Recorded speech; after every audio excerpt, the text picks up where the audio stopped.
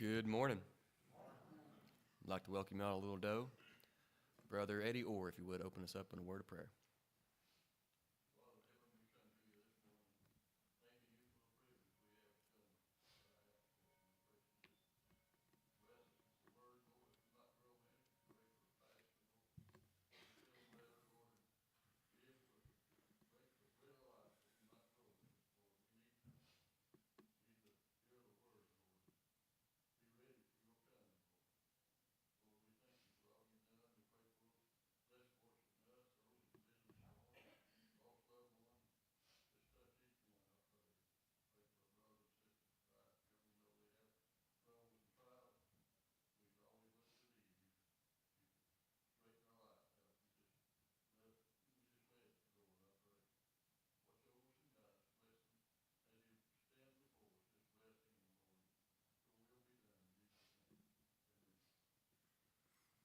And then I'm going to ask Mike to come and lead us in a hymn.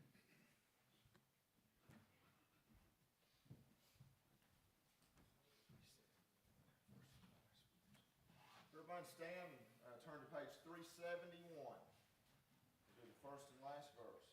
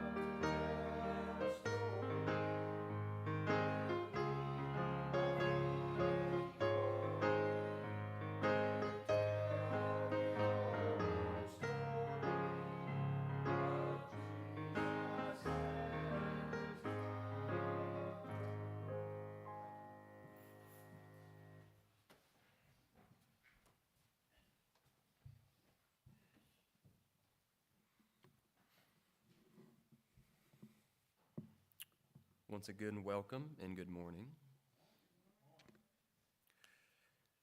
Who are you and how are you known? We all have this one thing in common, and that is our testimony.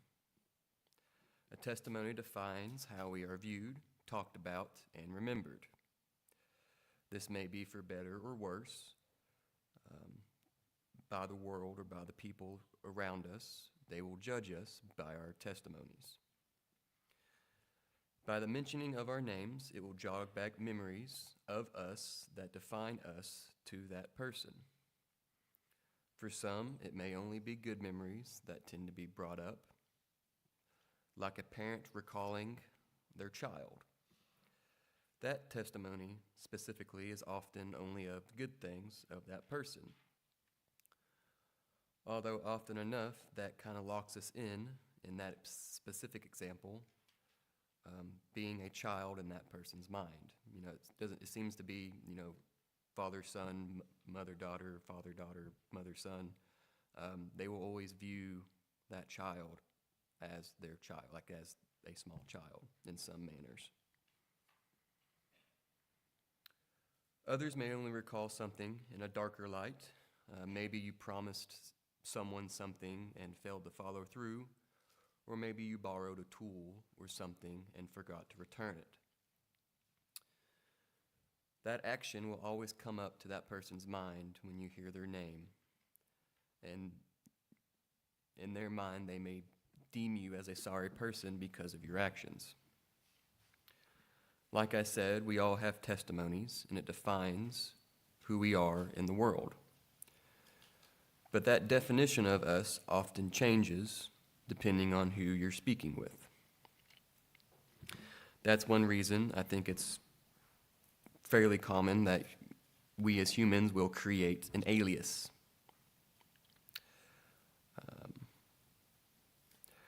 We don't want to be recognized by certain deeds being put with our name, so we create a false name to attach it, keeping our own name clean.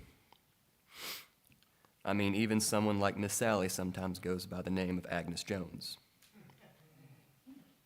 when she wants to be a little mischievous. For me, well, I kind of grew into some and then kind of developed others on my own. My legal name, James Frank Cates. But I've never really been called that. I've always been called Jim. Now, that's not too uncommon. We often know Bills that are short for Williams and Joes that are short for Josephs.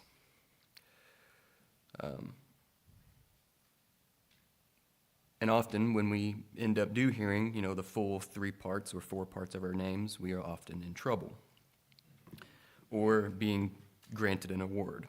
But anyway, now I have one more version of my name, and I'm often called that one version of my name in a more family-oriented phrase, and that's Jim Jim. Like I said, the people that call me that, the group that call me that is very small and fairly niche. But more on to the point of my ramblings. In some way, I have compartmentalized the differences in my name and the people associated with that version of me. Me existing day to day in the world, I associate myself with Jim. That is, if you find me in a restaurant or a store and ask me my name, I'd say, my name is Jim. Jim is who I claim to be as a person. But I'm not always Jim. At my job, when I was hired, my department already had a Jim. His name was Jim King, and I thought Jim King and Jim Cates was too close of names, so I chose to be called by my legal name of James. James is only associated with me as a person at my job. If you go to my job and you ask for Jim, you will be directed to other coworkers and cause confusion when you're trying to describe me. And that leaves us with the last name I mentioned, and that's Jim Jim. This name is often tied with people that watched me grow up or grew up with me. Mostly it's my family or church family that has somehow coined that name for me. No one other than the Cates clan or Little Doe calls me or knows me by the name Jim Jim. I am curious, though, how that name came to be. It just somehow happened in my memory, and I don't know how it honestly stuck. But anyways, I've introduced you here to 3 different names I go by. I have grown to rely on these differences in my names to associate a behavior and a mindset. If I hear James from behind me, I know I can grab my work hat and be in a work state of mind. If I hear Jim Jim, I know it's someone that I have a more family relationship with and often share memories with. And more often than not, they probably still see me as somewhat of a young child causing trouble. Jim, on the other hand, is almost a middleman. There are many places where Jim bleeds into one side or the other. I find myself dabbling in the world of James and also the world of Jim Jim. Now, why am I rambling on about my own names? What point I'm trying to make is, the Bible teaches that you are known by the fruits you bear, but what trees are you representing? Or how many trees are you trying to plant in your orchard? For me, in this example,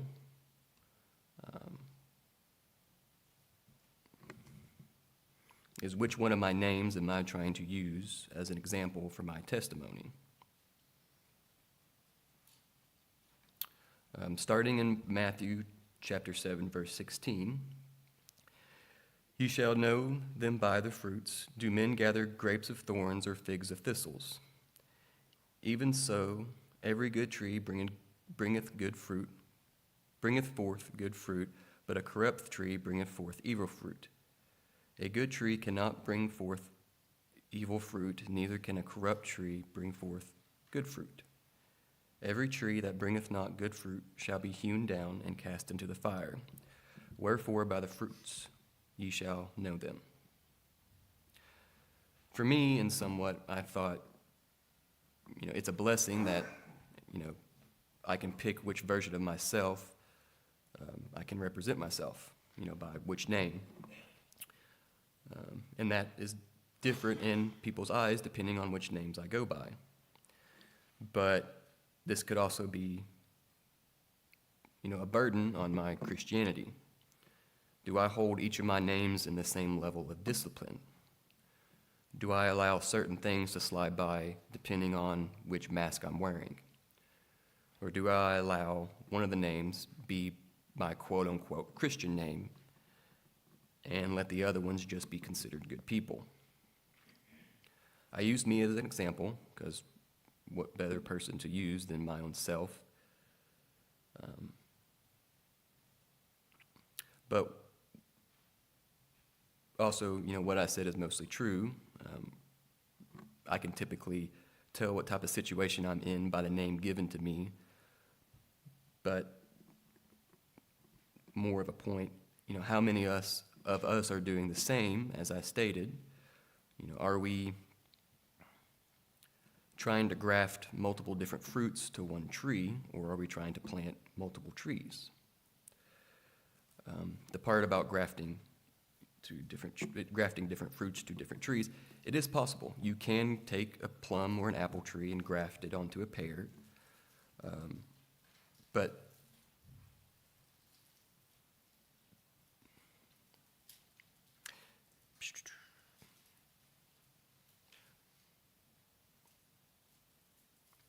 but by doing that, not only does it harm the tree, but it also makes it less fruitful.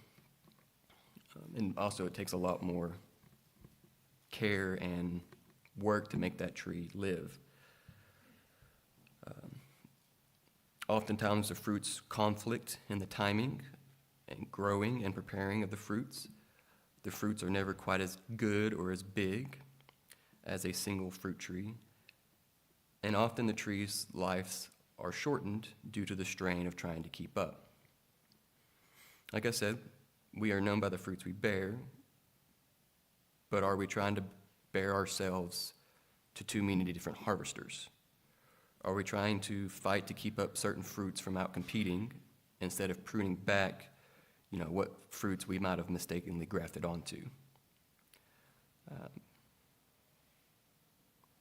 don't really know what my ramblings were really going on about necessarily, but I hope some of it makes sense.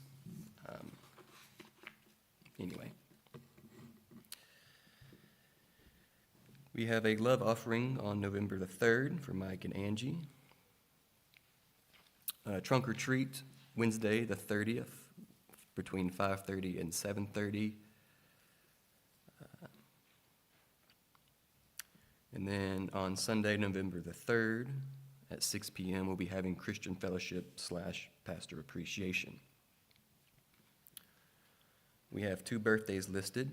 On the 27th, Morgan Lyons, and on the 2nd, Danny Hawk. Any other birthdays or anniversaries? Any other announcements that need to come before Sunday school? If not, you are dismissed to your classes.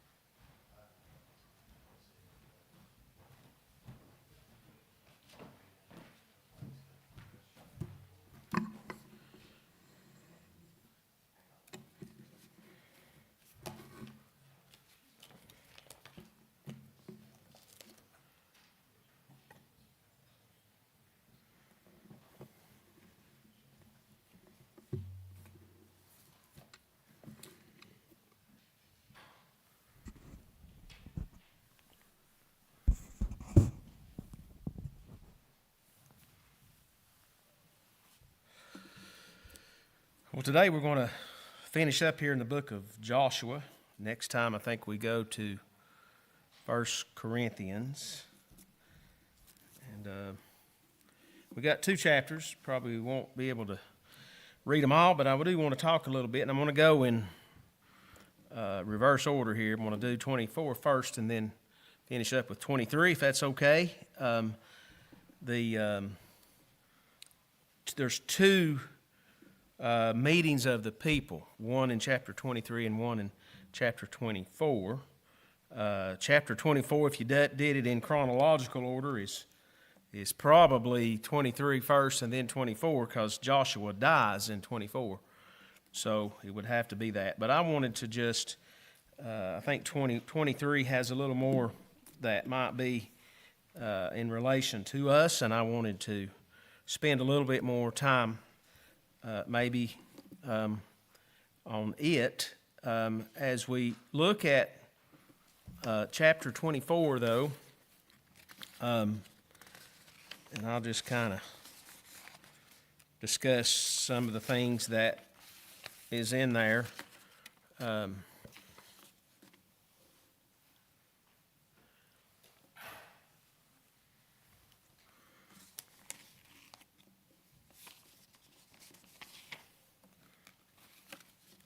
Let me first talk a little bit about the chapters in between. About to forget that part. We had chapter 14 last week, and chapters 15, 16, 17, 18, 19, 20, 21, and 22.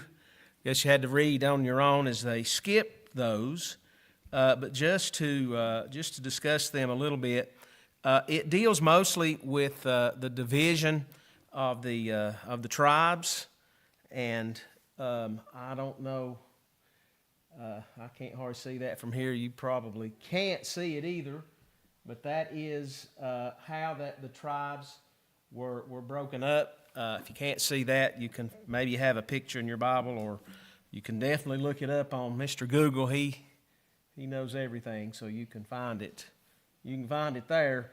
You'll notice when you do look at it that the tribes of Reuben, Gad, and 1/2 of Manasseh stayed on the right side or on the eastern side of the Jordan, and then the rest of them were divided up on the left. And we'll see as we discuss in chapter 24 that the tribes on the right, they did go and help the others go to war, and then we'll see how that Joshua finally sends them back. The other thing, go ahead and play it. Do the second one. The other thing I wanted you to try to see. Let's see. That's still. That might be a little bit better picture of the tribes. Maybe you can see it. And then the second one, go ahead, or the next one. Go ahead and hit that one. That's a modern day map of Israel, and that's in the world news every day.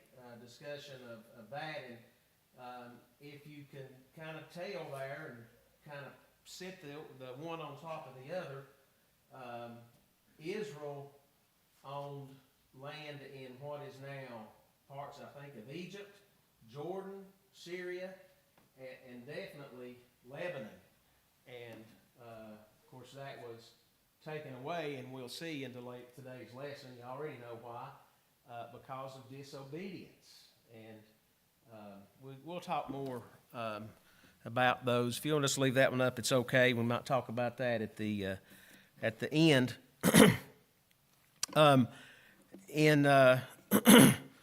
That was 15 through 19. Those chapters talk about the dividing up, and it seems as you read it that Joshua, to be fair, I think he cast lots as to what tribe would get which part of the land. You'll notice that some are bigger than others, especially the tribe of Manasseh is much bigger because it had more people. And also want to mention that the tribe of Levi is not on that map because they are the priestly tribe, and actually chapter 21 tells us about how that cities were set up for the priests, dotted all around Israel, so that the people would have access to the priests.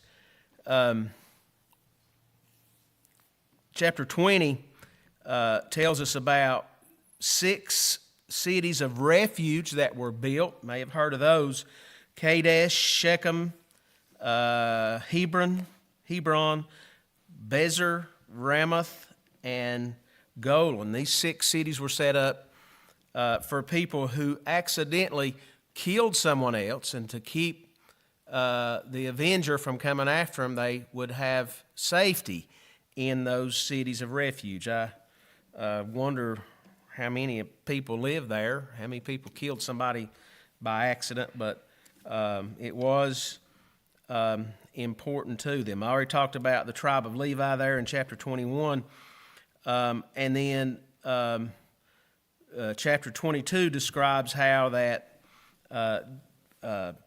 Joshua sent those 3 tribes of Gad, Reuben, and half of Manasseh back to their own land, so that they could, after they had helped the others.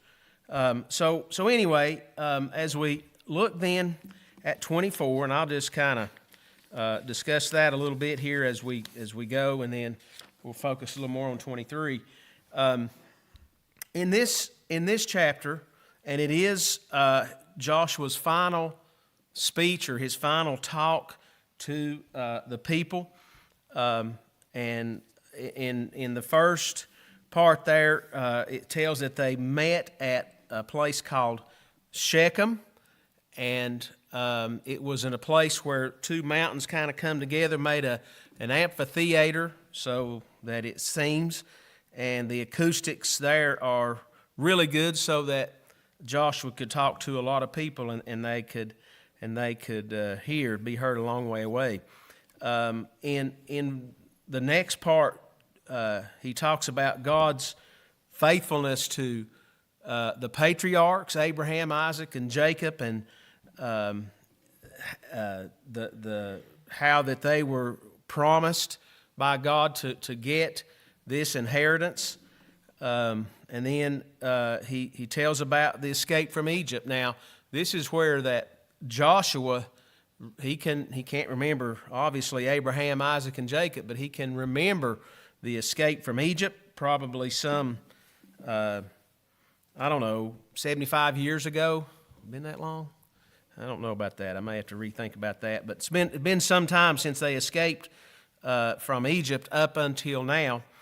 And he talks about how that God was faithful to them in the wilderness as they traveled for all those 40 years. Even though they weren't allowed to go in, God was still provided for them.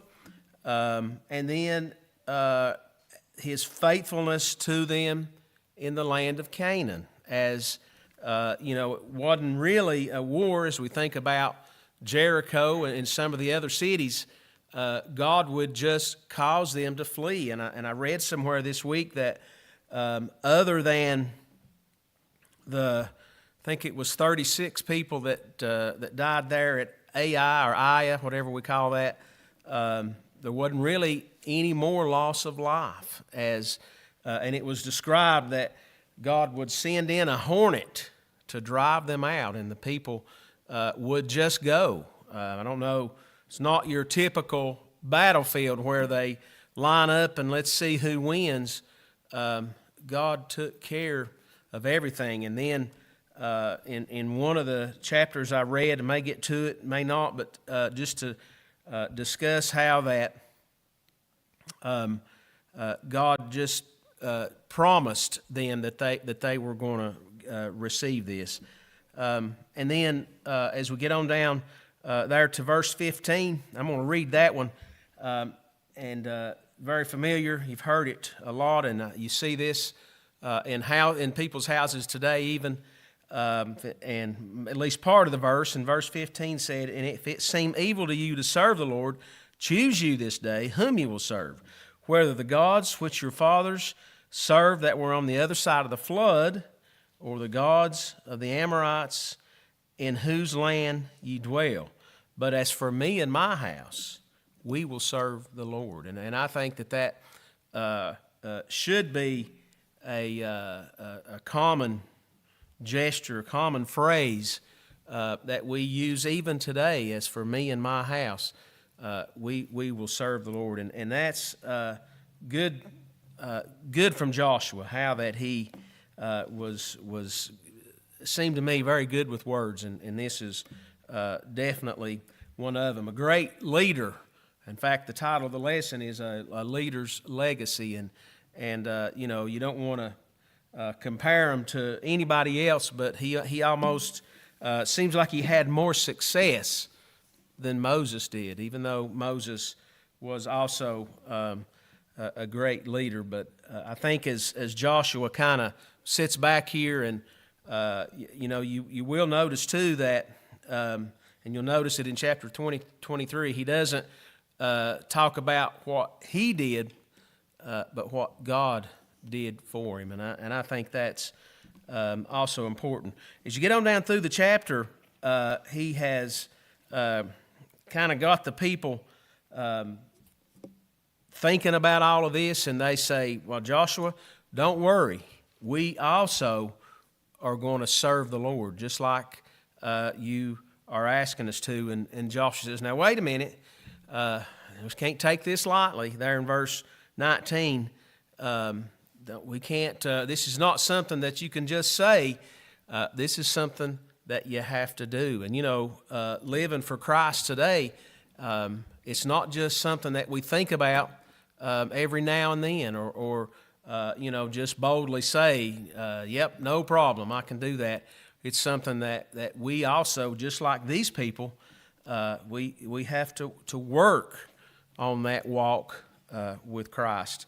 And then verses 22 through 28 there, the covenant to God is renewed. And, they're all about covenants. In the last part of the chapter, I'm kind of getting a little bit ahead here, but Joshua dies. We may come back and read some of that. So let's back up to chapter 23, and again, this is kind of where I wanted to spend a little bit more time and focus. And we'll start here reading in verse 1. It says, "And it came to pass a long time after that the Lord had given rest unto Israel from all their enemies round about, that Joshua waxed old and stricken in age." And I guess if you thinking about how old he was when he started there in Jericho, I would think this was about 25 years prior when he decided that we're going to go in and take Jericho. So he's had 25 more years or so to help with the taking over of the land and leading the people as they move forward. Now it's not finished. The taking over of the land, there's still Canaanites and Ammonites. There's still some of those that are there, even though the map has been drawn up and the land has already been given to those folks. There's still work to do. And as I thought about, our walk with Him and our journey to our land, there's still work to do. It's not pie in the sky. There's still things that need to be done, both spiritually and naturally speaking. I think there's still that to be done. In verse 2, "And Joshua called for all Israel and their elders, and for their heads, and for their judges, and for their officers, and said to them, I am old and stricken in age." And we know that that's about 110 is about what he is now. That's how old that he was when he died.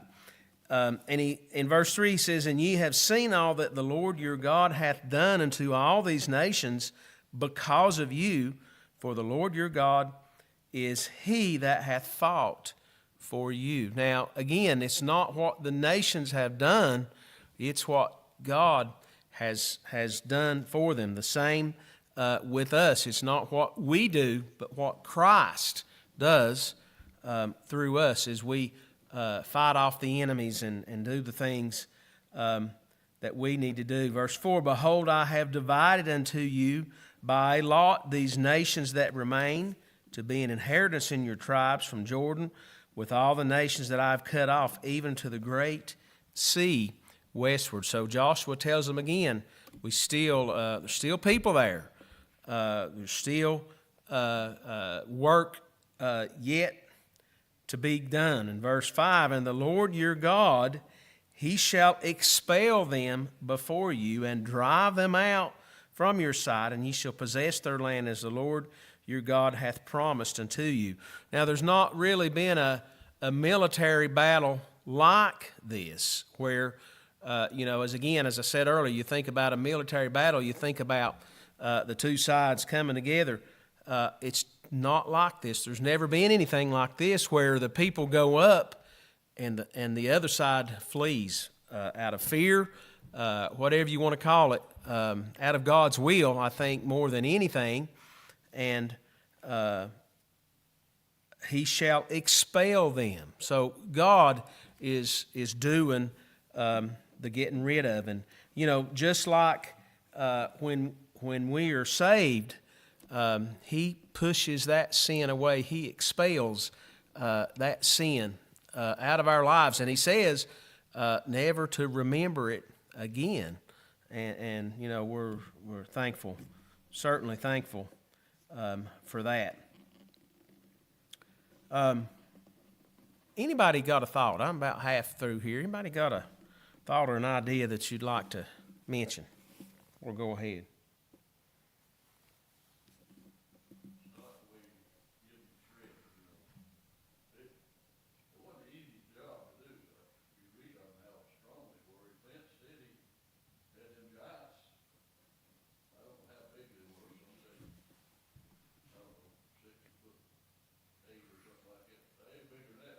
Yeah.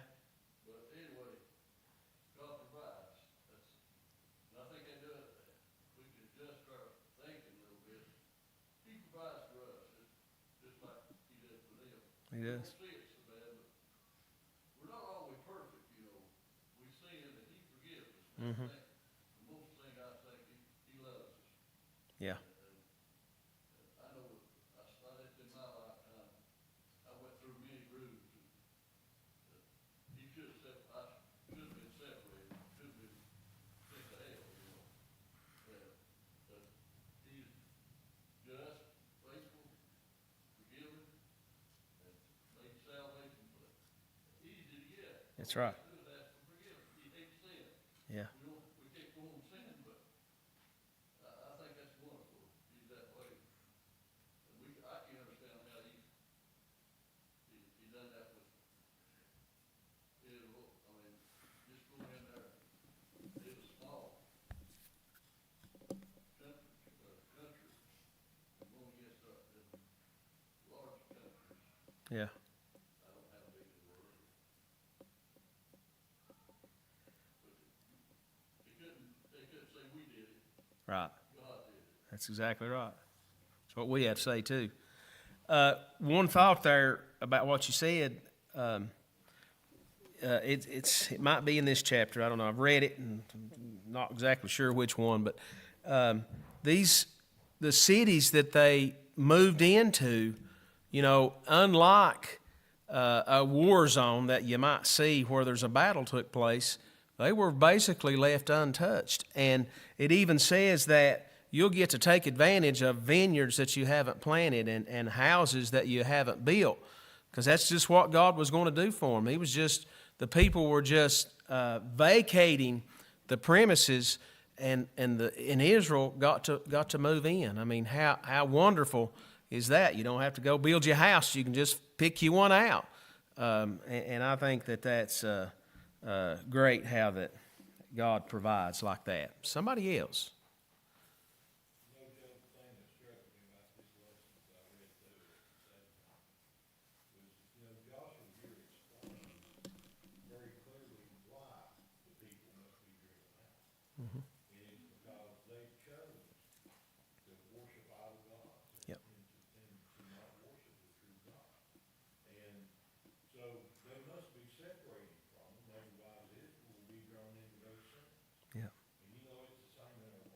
Mm-hmm.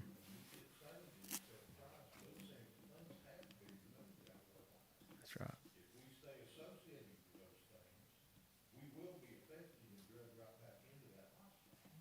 That's exactly right.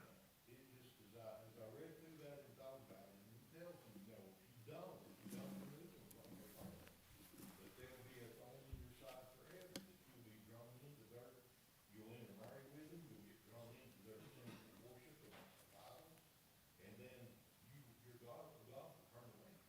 Yeah. I just think how that applies to us today. Surely it does. And of course, you know, we'll cut to the chase here, and I'll mention it again, I guess, but this is exactly what Israel did. They did exactly what Jackie just said they shouldn't. And they kept the people there, some of them. They intermarried with them, done all that. And it was really ultimately the end of them, as they brought in the kings, and the kings turned against God in favor of themselves and pushed them, if they needed pushing or not, but they pushed them toward these idols, and it ended badly for Israel. Anybody else? We don't have to worry about idols, I don't think. We do. I mean, we serve things we made with our hands. Yeah. But what I'm thinking about, I lost my thought. What I was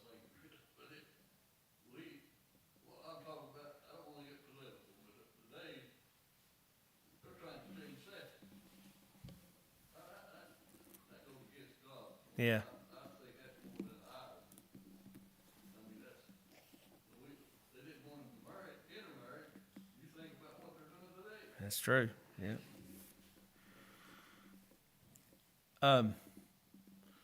Let me I got a few more things here to say, and then we'll end up with some more discussion if needed, if wanted, I guess. We'll go all the way down to verse 6, and this is kind of goes along with what y'all been saying of what God is expecting. He says, "Be ye therefore very courageous to keep and do all that is written in the book of the law of Moses, that you turn not aside therefrom to the right hand or to the left." And you know, sometimes we don't think about it. We think about courageous as being something that a soldier might need as he goes into battle, but it takes courage on our part as we live for God and do the things here. And that's why Joshua said, "Be very courageous in what you do, that you come not among these nations, these that remain among you, neither make mention of their name or their gods, nor cause to swear by them, neither serve them, nor bow yourselves unto them." He said, not only don't bow down to them, don't even mention them. And you know, I think about that.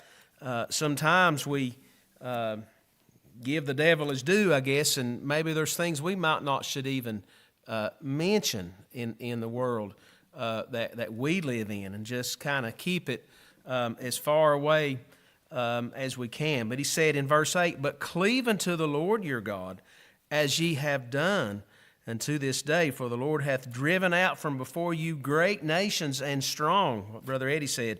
"But as for you, no man hath been able to stand before you unto this day." And, you know, right when the people were thinking, "Look what we've done," Josh was saying, God's the one that did it.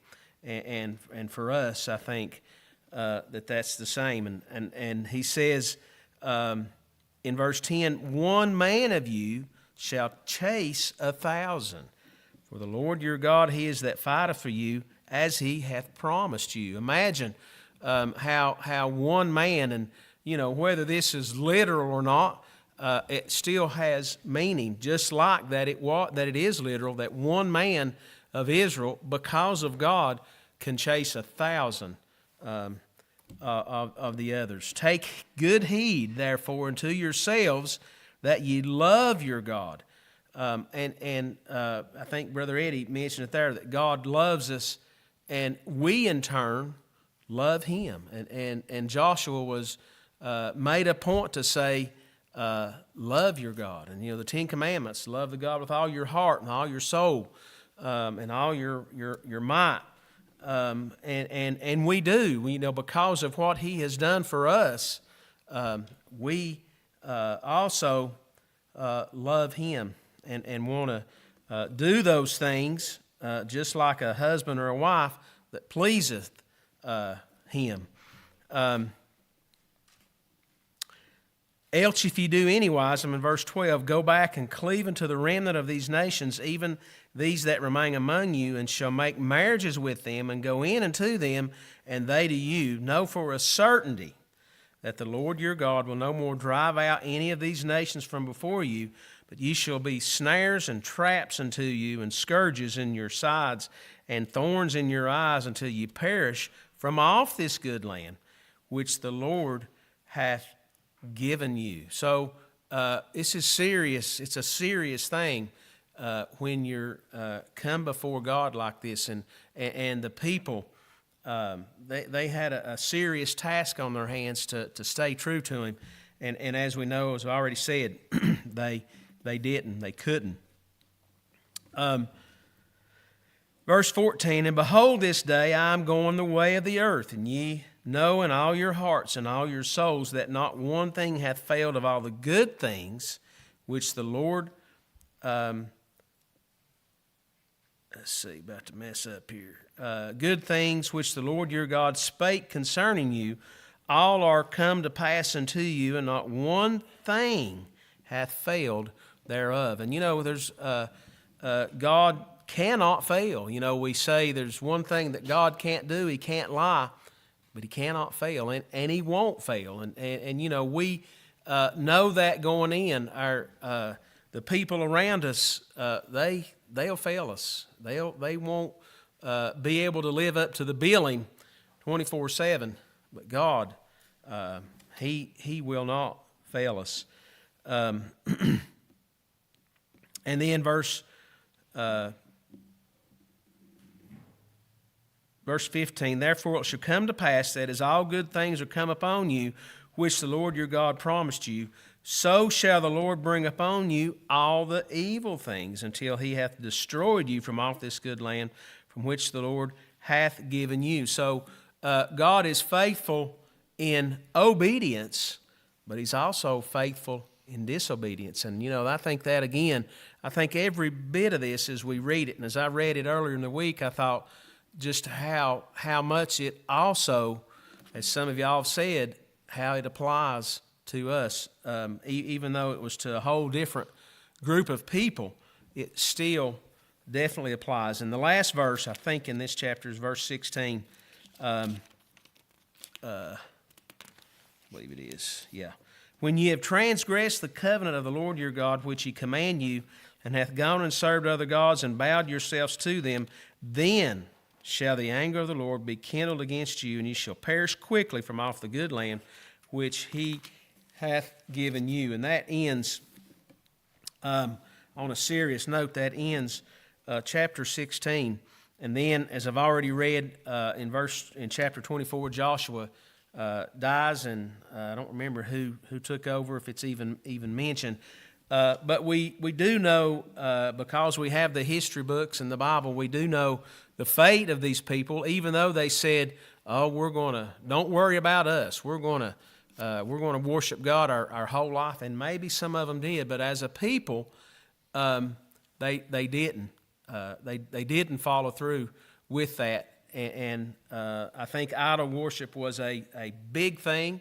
As you know, get all the way down to Assyria and Babylon when they were driven out and taken to other parts. And one thing that I thought about this week as I was studying this, what if the people would have done what they said? I mean, just what would that map look like today if the people would have done exactly what God asked them to do, and they would have believed on God and stayed true to Him.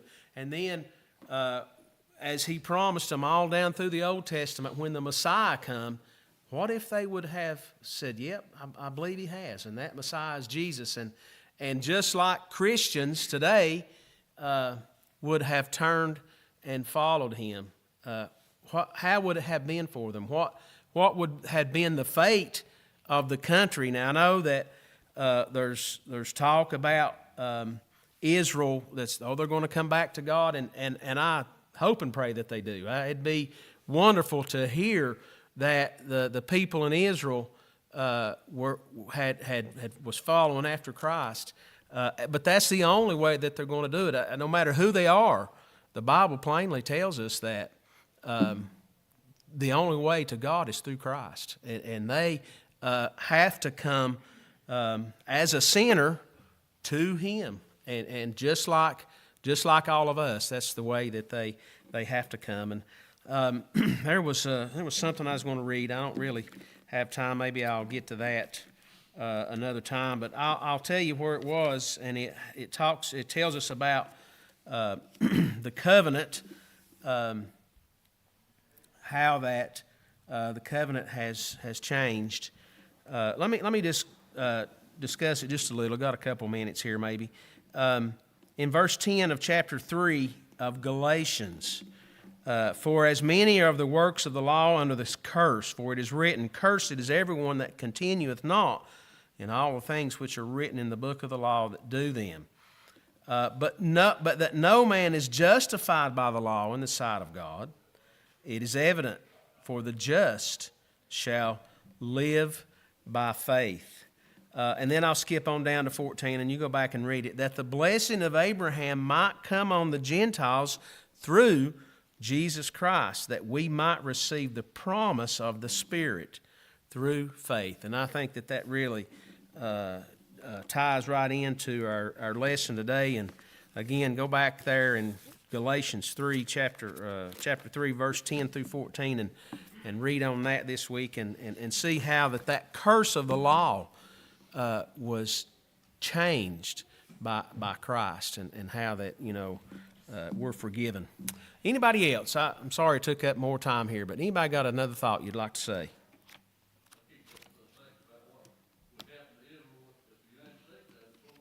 Yeah. Yep.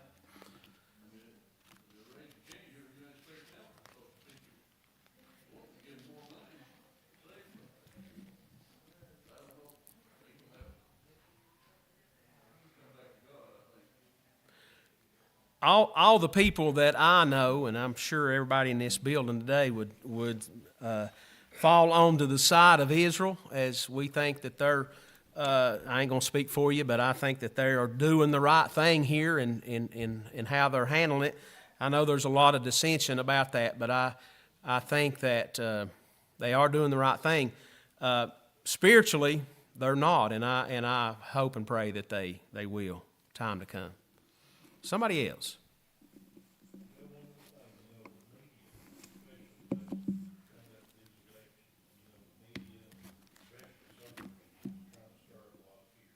Mm-hmm.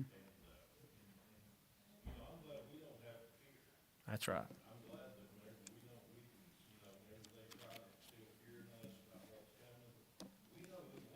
That's right. That's.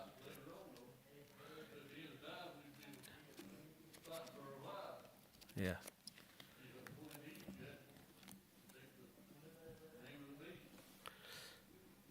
I think we still have God on our side regardless what comes up. I think we still have Him. I'll dismiss us.